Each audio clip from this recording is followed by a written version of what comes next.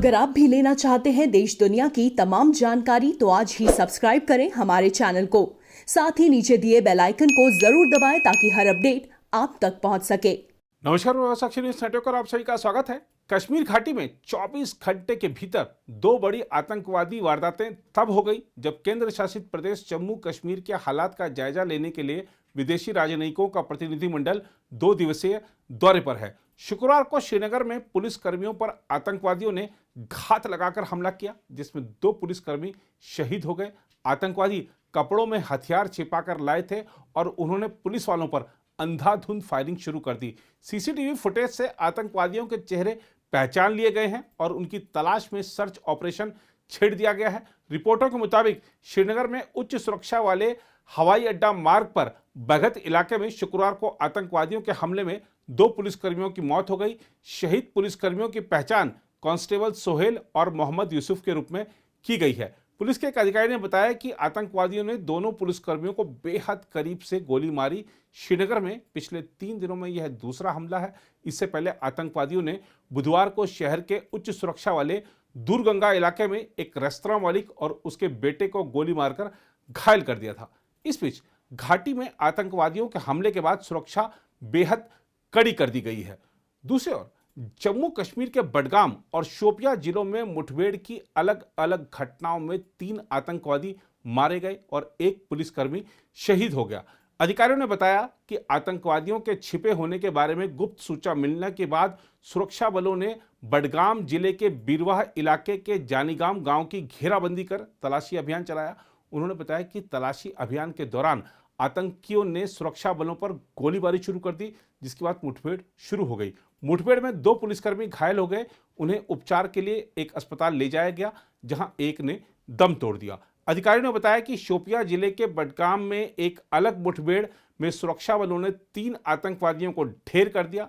आइए देखते हैं इन मुठभेड़ों के बारे में कश्मीर पुलिस के आईजी विजय कुमार क्या बता रहे हैं। कल रात में पुलिस को 2 खबर मिला था कि शोपियान में जो विलेज में इनकाउंटर हुआ है कि वहाँ 3 मिलिटेंट छिपे हुए हैं।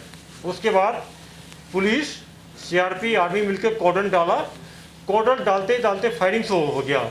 जब हमारे सर्च पार्टी को पता चला कि मिलिटेंट ने तीनों टेररिस्ट ने घर वाले को, जिसमें एक बच्ची भी लड़की थी, उसको भी हॉस्टेज बना लिया।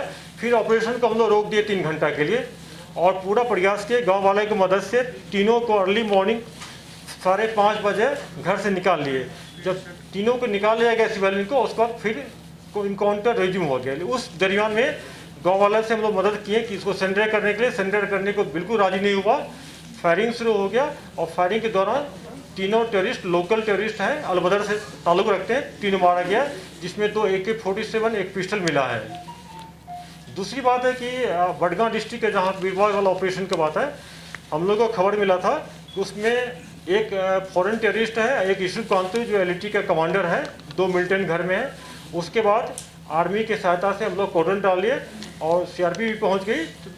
और इनिशियल इनकाउंटर में हमारे एक SP अल्ताफ़ साहब को, एक कांस्टेबल है जो मंजूर साहब को गोली लग गया। दोनों काफ़ी जख्मी थे। बाद में अल्ताफ़ साहब शहीद हो गए।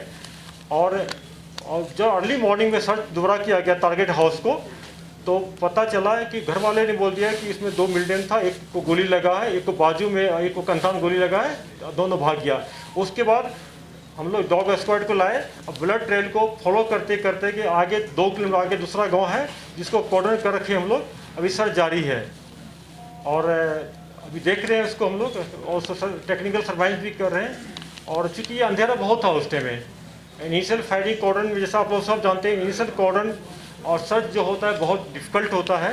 अंधेरा भी था, तो उसमें थोड़ा सा चूक हमारे जवानों से हो गई है, और लेकिन हम उसके पीछे लगे हुए हैं और बहुत जल्दी इसको हम लोग न्यूट्रलाइज कर लेंगे। गाजी नाम से, जो कि बेसिकली TRF बोलिए, ये LAT के हैं। मोस्टली जानबाज फौज भी बोलते हैं, अपने आप को बोलते हैं। बेसिकली ये LAT वाले हैं।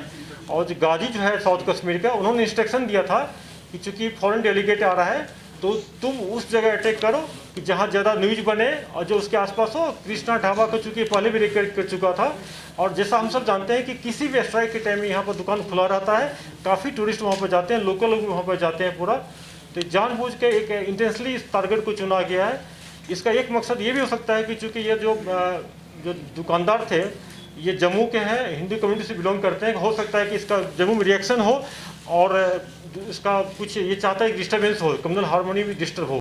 कश्मीर में ऐसा भी लग रहा है कि आतंकवाद एक बार फिर सर उठा रहा है, क्योंकि सेना के एक शीर्ष अधिकारी ने गुरुवार को ही कहा था कि सुरक्षा सूचकांकों में सुधार संकेतों के बावजूद आतंकवादी जम्मू कश्मीर में हमलों को अंजाम देने की क्षमता रखते हैं। उन्होंने कहा कि केंद्र शासित प्रदेश में आतंकियों की संख्या घटकर करीब 200 रह गई है, लेकिन वे सक्रिय आतंकी हमले की क्षमता रखते हैं। चिनार कोर के general officer commanding lieutenant general BS Raju ने कहा कि आतंकरोधी अभियानों को जारी रखने की आवश्यकता है ताकि जम्मू कश्मीर के निवासियों की सुरक्षा सुनिश्चित की जा सके।